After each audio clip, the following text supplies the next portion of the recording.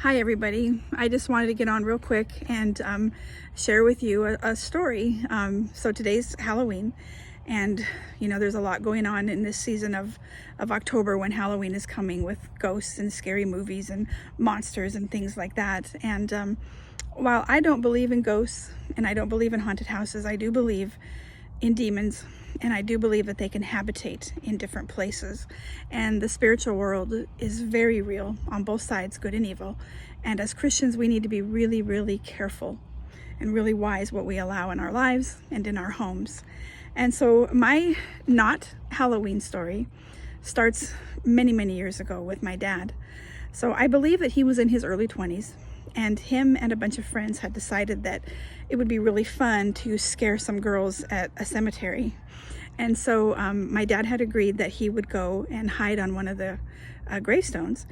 And then when the friends and the girls walked by, he would jump down and scare the girls. And so Dad said he had found this really huge gravestone. It was big enough for him to lay on his back. And he said as he was laying there waiting for his friends, all of a sudden this translucent form rose up, and it appeared to be a man with a long beard. And he said it looked right at him. And he told me that it scared him so bad that he got off that gravestone and he ran out of there as fast as he could. And that's always stuck with him. Him and I talked about that experience many times throughout his life. And I always agreed that he had probably, seen a demon. For whatever reason, there was something there. And if you fast forward from there to about probably 6.5 years ago, my dad was ill with terminal lung cancer. And I had picked up Mom on a Saturday, and her and I had gone out and done some, errands and things, and we had come back, and Dad had told us that he had fallen while we were gone. And he said he hurt his back, but he was fine. He was tough. He wasn't going to go to the doctor. And so a few days later, he ended up being in quite a bit of pain and ended up at the emergency room.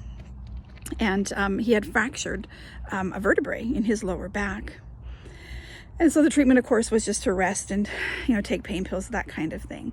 So a few weeks after that, I had again picked up Mom, and we had gone to do some errands, and we came back, and Dad was laying on the bed there and resting. And I went in and sat in the bed to visit with him. And, at this time, Dad was pretty sick. And he told me that he had almost fallen again. And I was like, Dad, what happened? And he had gotten up from his recliner to go lay down, and he had somehow lost his balance. And he said that he was falling face first into the television and into the entertainment center. And he said all of a sudden, on his right hand and on his left hand were angels. He said that he couldn't see their faces, but he could see their forms. And he said they reached out and they steadied him and they kept him from falling. And as we talked, my dad was so serious. It was probably one of the most serious times I've ever seen him in conversation with me. And he took a hold of my arm, and he just stared at me, just eye to eye stared at me, and said, Terry, I saw those angels. And he said, I want you to tell everybody that I know that God has me in this. We didn't understand why Dad got terminal lung cancer and why he didn't, get healed when we prayed on earth, for him. But the Lord let my dad see those angels so that my dad knew beyond a shadow of a doubt that no matter what was going on, the Lord had his hand on him and was walking through this with him. And so fast forward just to about, 2 years ago, I've always missed my dad. I love my dad so very much. And I think of him all the time. And one night I happened to have this dream, and we were back at the church in Missoula where Mom and Dad first started attending when they had become Christians. And the church was Glad Tidings Assembly of God in Missoula. And I was standing in the back of the sanctuary, and I could see the stained glass windows and everything. And all of a sudden my dad was there, and he was calling to me, and he was wearing his tan plaid jacket that he always wore, and he called over to me, and I saw him, and I was of course elated. And again, this is a dream. And I went over and I just hugged him. I wrapped my arms around him and I laid my head against his chest.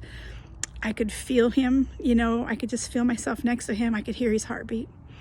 And I was just crying, you know, and I was hugging him and loving on him. And all of a sudden, people in the background, it was foggy. I couldn't make out faces, but I knew that it was people that I knew, people that I went to church with. And they started calling me, Terry, you need to come on. We have to go.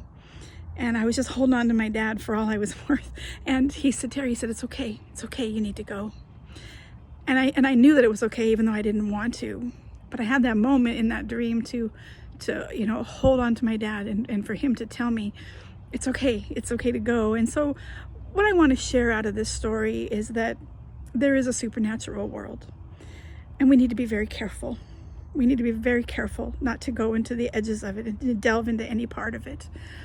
But that in that supernatural world, for whatever reason, my dad was able to see that demon many years ago, which I think made the experience of seeing the angels that much more real to him, and gave him that much more assurance that the Lord was walking through that journey with him.